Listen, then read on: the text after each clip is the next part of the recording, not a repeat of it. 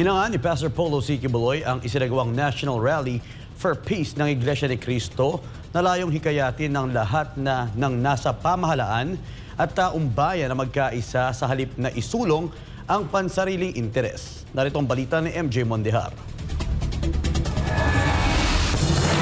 Sa isinagawang peace rally na Iglesia ni Cristo sa Quirino Grandstand at ilang pang lugar sa Luzon, Visayas at Mindanao noong Enero 13, hindi lamang ang mga miyembro nito ang nakiisa sa rally, kundi nilihukan din ito ang iba't ibang grupo at sektor. Magkikita rin ni Pastor Quiboloy sa naturang pagtitipon ang pagiging payapa, marangal, malinis at pagtataguyod ng nation building na anyay tatak Iglesia. Layo na naturang rally na suportahan ang panawagan ng Pangulong Marcos na huwag ituloy ang sinusulong ng impeachment laban kay Vice President Sara Duterte at sa halip ay pagtuunan ng pansin ang mga problemang kinahaharap ng bansa tulad ng mataas na presyo ng bilihin. Dagdag pa ni Pastor Quiboloy, ang ipinakitang ito ng INC ay dapat tularan ng mga Pilipino. Naniniwala rin si Pastor Quiboloy na naging matagumpay ang peace rally ng INC dahil nagkaroon ito ng epekto sa puso ng mga mamamayang Pilipino. Ipinapahiwatig din anya nito na mas gusto ng maraming Pilipino ang pagkakaisa, pagkakaunawaan, kapayapaan, kahusayan, kalinisan at disiplinadong Pilipino. Sa huli, pinuri ni Pastor Quiboloy ang dakilang ama sa liderato ni Eduardo Manalo sa kanilang mga kasapi sa buong Pilipinas. Para sa Diyos sa Pilipinas kong mahal,